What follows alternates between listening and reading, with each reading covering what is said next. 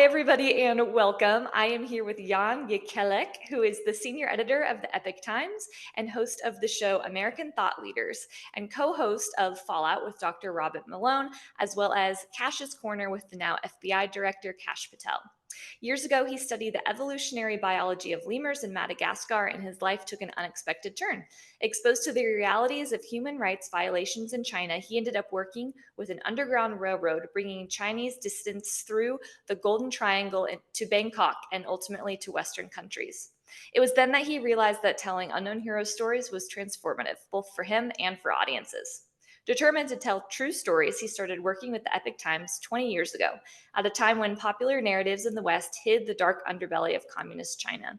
And over the last 5 years, he has interviewed over 1,000 thought leaders on camera, including heads of state, multiple U.S. cabinet secretaries and agency heads, as well as congressional members. He specializes in long form discussions that challenge assumptions and is known as an award winning documentary filmmaker, producing DeSantis, Florida versus Lockdowns, The Unseen Crisis, Vaccine Stories You Were Never Told, and the optimistic Holocaust documentary, Finding Manny. Thank you so much for joining us today. I'm so thrilled to be here. Wonderful. Well, we are thrilled to have you here. I would love to get us started by learning a little bit about kind of what your career path looked like before joining the Epic Times. What was the specific moment or issue that convinced you that telling the story of unsung heroes was the right path for you to follow? Well, my background is actually in evolutionary biology, so it was a bit of a leap Okay. that brought me to journalism. Basically, I had a moment that changed my career, actually changed my life quite distinctly. I had been working for years, actually, at University of Alberta, just north of where we're having the Reclaim conference, but I also worked in Madagascar. And I had a lot of partnerships with other universities that were studying lemurs. It's kind of a rare thing to study. And I got extremely ill. I ended up with something called Guillain-Barré syndrome. And it basically killed my career. And it kind of took a total U-turn. I ended up basically looking for alternative therapies and ending up healing myself using Chinese meditation.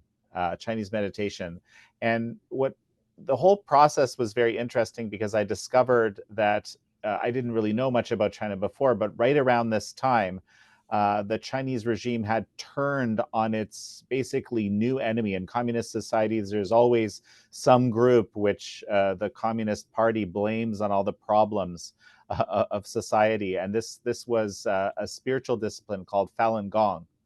And in that process, there were all these people that were, basically heroically defending their faith while being horribly maligned with, kind of the worst possible narratives, actually straight out of the type of stuff you would have heard in Nazi Germany in the 30s.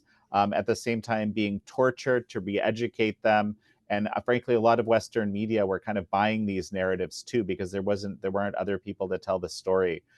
And so the media I work with now, Epoch Times, started out to challenge those narratives in a context where there wasn't a lot of truth, and grew incredibly quickly, founded by Chinese Americans in the US and then Chinese Canadians in Canada, to tell these unknown stories. And it was incredibly powerful, and it allowed the media to grow very fast, because when there's this dearth of truth about a topic, people, I think while some of us like to lie to ourselves sometimes, we also thirst for truth. And so I think that actually helps when there's this dearth of truth. People will flock to the place where someone's at least trying. Mm. And that was the Epoch Times on China. And that's why I got involved in Epoch Times in the first place, because I was basically doing human rights work, as you mentioned earlier. And again, incredible stories people had to tell. And that I wanted to share. And really, no one wanted to touch these things, with a few exceptions. And it was very unfortunate, because it might also, basically draw more sympathy to their cause, and make people just more aware that there's people, challenging, a lot of darkness in the world. And it's very inspiring, right? Mhm. Um, So that's kind of how I started with them. I wanted to tell these stories, and they got very excited about that because they were, we're this is what we do. We challenge the grand narratives of fake narratives of communist China, and it just became a very good match. And I broadened my scope quite a bit, and in the process have been in the last few years have been doing American thought leaders, which actually, the concept was, here's the thing, right? And when you have a situation where there's a lot of strong narratives in media, wherever that is, in this case, let's say in the US, right? A lot of Americans began to realize that this was the case, that there's just a great example of something that's being kind of litigated right now is more again and further is something called Russiagate. This idea that presidential candidate Donald Trump and then President Donald Trump was actually some kind of asset of Russia, asset of Putin. And this was just kind of a preposterous story from the very, very beginning, and very easy to see that that was the case, or at least that the official narratives you were supposed to believe weren't true. And, we reported on this, and a lot of Americans actually also had this same thirst for truth, by the way.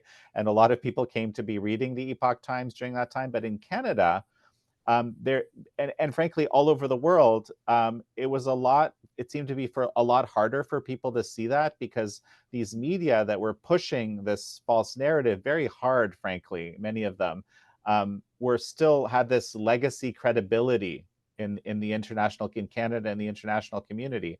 And so, people, if you, how would you behave if you truly thought that the president of the United States was a Russian agent? I mean, that it it has profound national security, foreign policy implications, everything, right? I mean, it soured the U.S. Russia relationship dramatically. I mean, there's all sorts of consequences, right? So what I endeavored to do with American thought leaders was, at least for Canadians, to bring to the fore some people that had different viewpoints, not just on this issue, but on a range of issues, and introduce them to the Canadian audience. And it turned out that a lot of people, actually, a lot of Americans also like these interviews that I started doing. So it became a very popular show, or at least in somewhat popular show. Yeah. What an incredible journey. That is amazing. I'm curious as to, has the media landscape changed a lot or little since you joined? Are you still dealing with the same issues in terms of misinformation and just silence of independent voices that you were dealing with, 20 years ago when you first started this journey? I think when it comes to communist China, I think we played a very, very critical role in changing the major narratives about it. Because in the early days, there was something we call the Kissinger Doctrine that was in effect. And the Kissinger Doctrine, I'm going to say this kind of glibly, right, but basically it was, China's this massive market. Yeah, they've had some trouble in the past with communism, but really they're kind of almost a democracy now. If we put enough money in there, we're going to change them. We're going to transform them into a liberal democracy like us. And by the way, there's this massive market. So if you don't get in there right now, you're going to be left behind. And especially the not just the American, but the global elite class kind of bought into this sort of argument, right? Having seen some very positive effects, for example, in Japan and Germany and places of the Marshall Plan and these kinds of things. They didn't understand that this was a totalitarian regime then and now, right? It had very different aspirations, very different intentions. And so our purpose, in a sense, for the last 25 years really has been to try to educate people about this reality. I'm basically a subject matter expert de facto, right? I'm not one of the people that did the deepest, most important work on this issue, but there's this organ industry in communist China, where at scale, prisoners of conscience are killed for organs. It's a harsh reality. The evidence of it is voluminous, right? There's a whole tribunal that was held over the course of the year gathering all that evidence back in 2020. But it's so macabre to think that, large numbers of people are being executed for organs, and there's really not really very many known credible organ donors in the country. I mean, just how does that even work? What is this? What is that reality? Um, what I'm trying to say is that the situation in communist China was so different from what the official narrative was. It was actually very hard at the beginning to communicate about it. And I think we played a significant role, for example, doing some of the first reporting on what we call the United Front, right, which is these massive influence operations that the CCP uses to influence Canada, influence the US, Canada, in very, very profound ways. And so that has changed. There's a much greater awareness that communist China is a threat to the free world. Not entirely. There's a whole lot of people that have a whole lot of money invested and a whole lot of, I guess, ease in having blind spots about it. Let's say, if that would be kind of the nicest interpretation. But it's dramatically changed from that time. I remember, because people would say, "Hey, you're a madman. What are you talking about? Organ harvesting? Like that's like the Coma film, or maybe like I know you saw the Island film more recently." I'm a bit old, so there was this film in the '70s called Coma, which was kind of a similar idea. But anyway, people weren't ready for it. I think people are more ready for it. There's a number of pieces of federal legislation on this issue, actually, this organ issue, in the U.S. Congress. Two of them have passed the House now, so it's a significant transformation. When it comes to other issues, I think it's difficult because we also live in a tribal society, it would seem, right? And once people kind of pick their horse, it's hard to switch.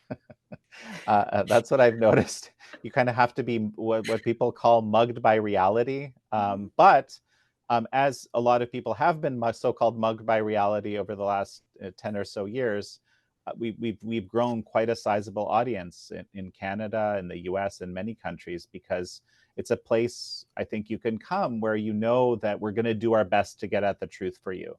And that doesn't mean we're going to be right 100% of the time, but it means we're not going to be retracting a lot, because we're going to be very careful and serious before we publish that we really are at least onto something, or giving you our best shot at the truth.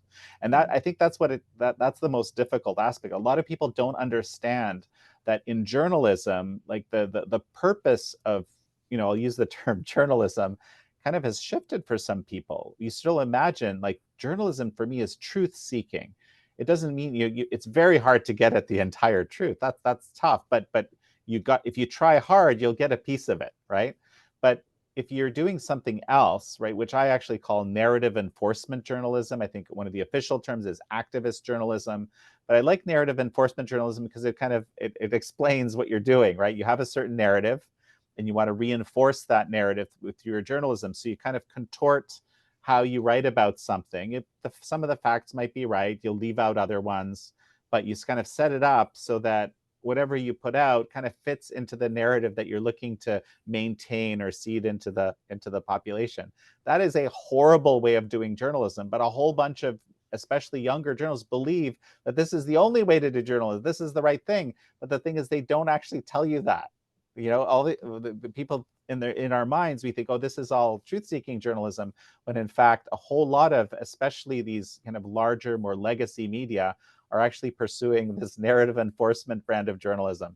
So I mean, at the Epoch Times, we strive to be that place where that isn't partisan, right, but is a place where people can come to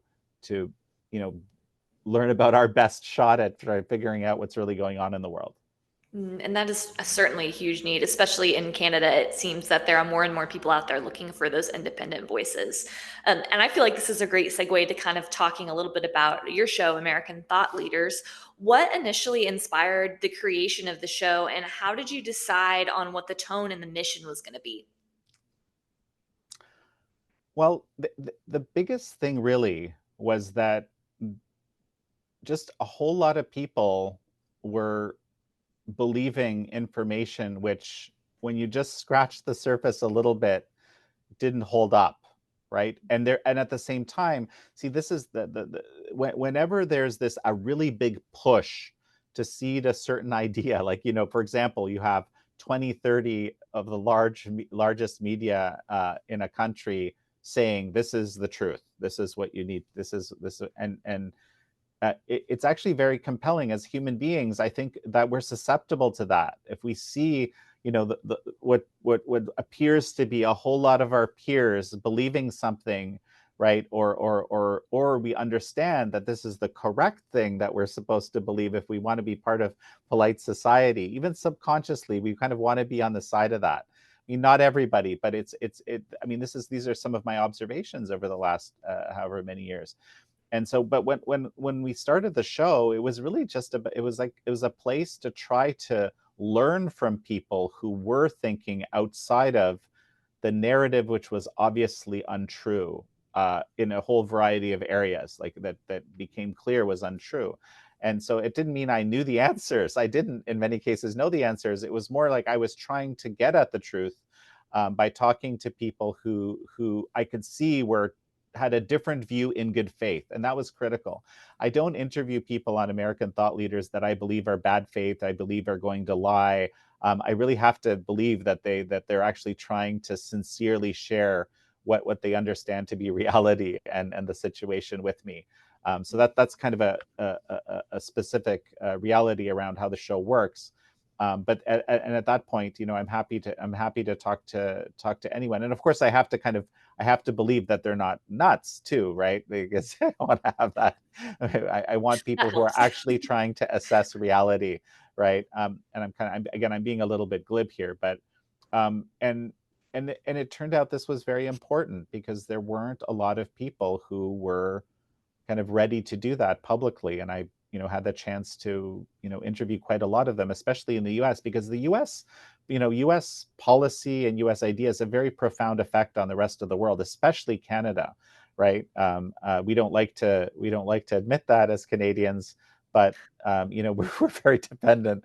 I still, growing up in Toronto, I actually watched the Buffalo channels a lot more than I did, the Canadian ones. I think just as a sign of, kind of the influence that the U.S. would have. But so I wanted Canadians to be able to hear some of these voices which were more prominent in the US. But if you were to talk with the standard legacy media, if you were to look at those media, you wouldn't even know that those people were around, or you might even think, their viewpoints or what they stood for were radically different from reality because these narratives were so strong. And there was this, you know yeah, I mean, kind of, narrative reinforcement happening. Yeah. Do you have a most memorable interview, one that maybe, changed how you think or surprised you in some way? I have several that I think have been very profound. Actually, one of my most recent interviews is with a man named Changgang Shu, who has for years been a scholar of communist China. He's at Stanford right now, and he figured out academically in a work that he's been doing for the last 20 years why has the communist Chinese model kind of succeeded in surviving when the Soviet one fell. When you see, there's all these huge problems in communist societies. One of the biggest problems is that reality is not something that's valued per se. It's like the Communist Party, a survival is what's valued, is the number one priority of everything, right? And reality is a distant, very very low on the list. And so it becomes a problem once your economy starts failing and things like that. But why did it survive? Like how do they do things? So he has an explanation for that, and also how cataclysmic it is when you mistake a totalitarian society, which communist China is, for an authoritarian society, which many dictatorships would be. They function fundamentally differently. And I'll encourage people watching here to watch the interview to understand the difference, because it's actually foundational and critical. So that's a recent interview that I've done, which is very thoughtful. An interview that is also very memorable because I learned a lot, and I was just surprised at the Secretary of State at the U.S., Marco Rubio. A couple of years ago, I had him on the show as a senator, and he had such a very strong reputation among Chinese dissident communities. That's where I knew him from. His office was always open to dissidents of communist regimes and others. He didn't never took any money from China. This is all very unusual, by the way, right? And there's no political credibility in helping persecuted dissidents, right? But people would always tell me about him, and we had come across each other in a number of moments. But when I interviewed him, I had him on for I was something like an hour. I think it was supposed to be a lot shorter. But I realized the depth of knowledge that he had about communist China and the deep thinking he had done about how to deal with communism and the regime. Of course, he's Cuban. He has a deep connection to that reality as well himself. But it's a very memorable interview because I thought, my goodness, this person is just well beyond what I had imagined. And I knew him very positively because he understood the subject matter in ways. So having him now as Secretary of State informs to a lot about where I expect this administration to go, I think in a positive way when dealing with communist China, which is, by far the biggest threat to America, Canada, the free world at large, for a whole variety of reasons. Wow. And I'm curious too as to how do you approach conversations with guests whom you may personally disagree? How do you keep the dialogue productive?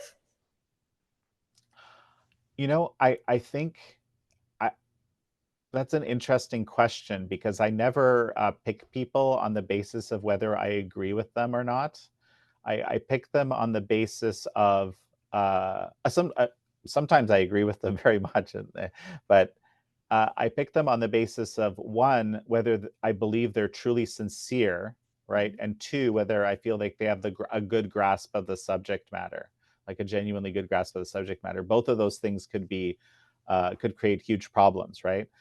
So I often, especially, I don't tend to go out and disagree with people on, like, for example, on the realities around an issue that I don't know very well, because I don't feel competent to do that. But typically when we're talking about some aspect of China, and I'm like, well, there's information I know that you might not be aware of. I mean, that's kind of how I approach it. I always assume good faith, and I offer the information that I have into the conversation. And very typically, there's some scenarios where we've agreed to disagree and follow up further as we both got more information to build our ideas. There's a few interviews that are still outstanding, meaning that I need to come back to them, where we said, okay, we definitely need to talk about this more. But in general, it's not at all a problem, because again, if you're interviewing, you're kind of lucky, right? I'm interviewing people who I believe are good faith, who I believe are trying to get at the truth the best they can. And in that scenario, I welcome people challenging my ideas. I find that to be very helpful, because then that informs my general view of the world much better. Yeah. That's excellent advice. And I think lessons that a lot more people could learn is approaching a conversation not from a defense side, but from a how can I actually listen and learn from you and understand, the perspective that you're coming from. But for you, as a truth teller, as a, I guess, journalist, quote unquote, what advice would you give to somebody who wants to become a thoughtful and impactful journalist or interviewer in today's media landscape? Number one, and this is absolutely critical, and this has come out, I know I've done over 1,200 interviews, about 1,000 people or so. It's shocking how often people say this, and this is going to sound shocking to you because it was shocking to me the first 50 times or whatever it was, but wow, you actually listened to what I said. And just apparently people come into these kinds of situations with an idea of what they want to talk about, an idea of what they want to learn already, which is just extremely weird to me. So I would just say to people, remember, when you're coming into a conversation, your biggest value that you can offer to yourself and the guest is listening, and actually hearing what they have to say and understanding and incorporating it. And I mean, that's it turns out that's less normal than one would have hoped for it to be, but it actually allows you to learn. I mean, I've learned an incredible amount through doing these interviews. And also, you synthesize information, and it also makes for, I think a very interesting interview, because then you're actually responding to the information the person gave, as opposed to following a preconceived set of questions. Those are helpful to have as a kind of backup. There's been a handful of interviews where people weren't really offering a ton, so you're like, got to go back to those questions I've got waiting.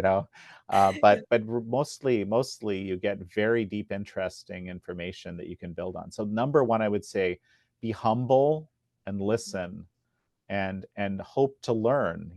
I've that part's been easy, because I could have been a professional student. I loved being in school and university. I loved study, and uh, so yeah, I think that would probably be the first thing, but there's many things I would say. Many things. Do you want to expound on that a little bit? We still have some time left, and I'm curious. I would love to hear more if you're willing to share. Well, the other thing that we do, that's very important to the program, is that we try our best to remove information that we find to be inaccurate. And Mhm. here's the thing, right? When uh, people misstate things. Okay, it's very common. I may have already in our conversation today. I'm not one of these people that gets it all right. Almost nobody does. But you remember the people that do get it right often, because you want them back, because then you don't have to do as many cuts in your interview. But we really try to make sure that, and I'm not I'm we the term is fact checking, and it's not like ideological fact checking that I'm talking about here. I'm talking about just whether something is accurate information, like was it Mhm. on this day or that day, or what is the number an order of magnitude greater than what you said, or different, or so we actually, and we have a back and forth with the guest, because sometimes you don't have the information, so we ask, hey, we're getting very different information here, could you please clarify where you got it? So we if they tell us, great, and if they don't, and sometimes they'll just say, hey, I misspoke there. Okay, so we cut that. So that's actually something that with the program that makes it, I think, more dependable than, say, like a typical podcast. It's kind of a highly produced podcast. We put in a lot of references and links and things like that, and video B-roll, but it makes it a little more reliable, because it's not just random things that people say or may have gotten wrong. We really try to make a point of making sure everything in there is accurate, so you can Mhm. use it. When we did the show with Kash Patel, there's about 83 episodes of it. When he's being confirmed for FBI director, the Senate requested all those episodes, and they went through it all. And I think because we did this real fact checking on everything, it really worked in his favor, because everything in there, of course, his opinion was his opinion, but everything was factual. Yeah. That is so interesting. And since you brought up those interviews with Kash Patel, I think that's definitely going to be of interest to our U.S. listeners here. When you were having conversations with him, was there anything that surprised you, either like from his perspective or just from your behind the scenes conversations? Well, so one of the things that made me want to have the show with him in the first place, okay, was I realized that he was someone that really didn't blow smoke, if that makes sense, Mhm. right? In DC, there's a lot of people that will tell you that they're the best at this, they're most important at that they have these great contacts, everything. There's a lot of embellishment going on in this town, okay, to kind of about who you are. Cash really never did any of that. Cash was really just who he was. And Mhm. when he said things, he only really felt comfortable talking about things where he had actual expertise or knowledge. And that's very rare, right? There's a lot of people here who are, so-called experts on whatever issue, or pundits. And, it's kind of a new thing that could be a brand new thing for them, right? But they kind of sell themselves that way. Yep. He was kind of the opposite of that, and so I knew it was someone that I could really count on to have a very interesting, meaningful conversation. And when we would talk about topics, very often he'd say, no, I don't know enough about that, that's your thing, or you know so forth. So I would say it wasn't surprising during the show, because it was part of the reason why I asked him to do the show, because I knew I could count on him that way. Mm, that's honestly a lost art too, is a willingness to admit when you don't know a whole lot about a topic and say, you're more an expert on that, or I need to do more research. So that's really neat that he kind of took that perspective. It's very refreshing. To kind of do a little bit of a subject switch now, talking about, interviewing and having conversations, I'm going to bring this around to our Reclaiming Conference that's coming up here in just about 3 weeks. You are one of our speakers. And so I'm curious to hear a little bit about what initially got you interested in joining us as a speaker and kind of what your hopes are for it. Well, I mean, you guys reached out. So and that was no, Yay. it was and I was thrilled to do it. I mean, I Yeah. think anywhere where independent voices are showcased, right, I think is incredibly valuable at this time, because there's just, for some reason, I think we live in a little bit of a crazy society right now, right, where there's this a strong kind of push for whatever reason. There's strong narrative pushes happening, right? And this isn't just in Canada, this isn't just in the US, this is all over the world, frankly. It's a strange, and so um we have the technology now, right? And we saw this during the COVID pandemic, where you can, dial up certain types of ideas, meaning push very, very hard propaganda, let's say, on an issue, right?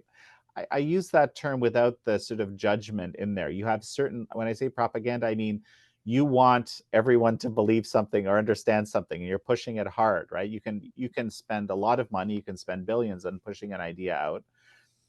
Now, that, I don't even think that's so big a problem if the other piece isn't there. The other piece is being able to dial down the other ideas, right?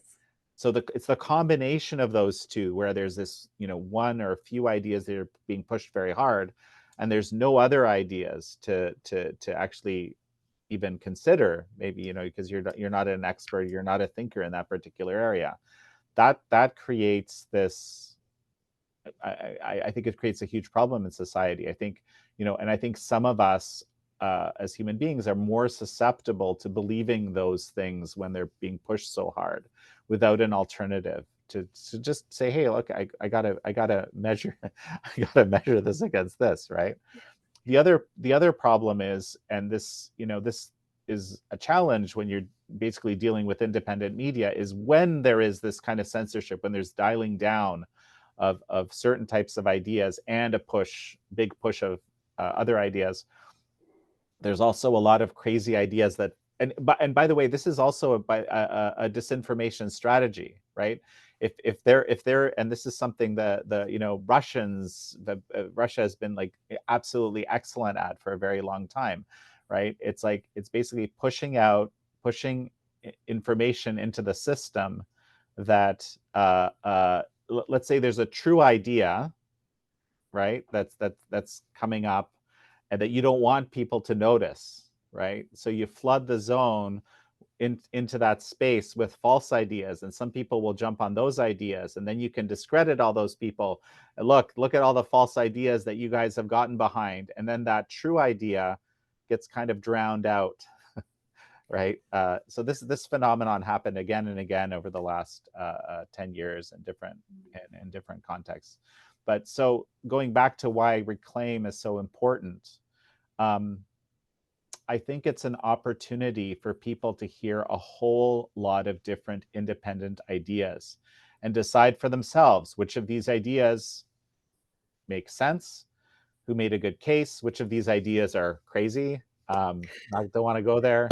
And because that's what we need to do as human beings. This is part of us being citizens, Canadian citizens or American citizens.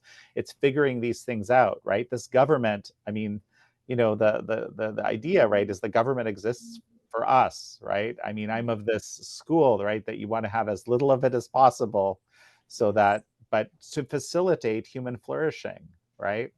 And of course, this is complicated to set it up and to make it happen and to make it last. There's people taking advantage of it. There's just sort of the natural, growth of large systems. That's a whole different topic I've covered on the show, which we could discuss. It kind of has its own energy in government and so forth and growing. And how do you keep it in check and all these things?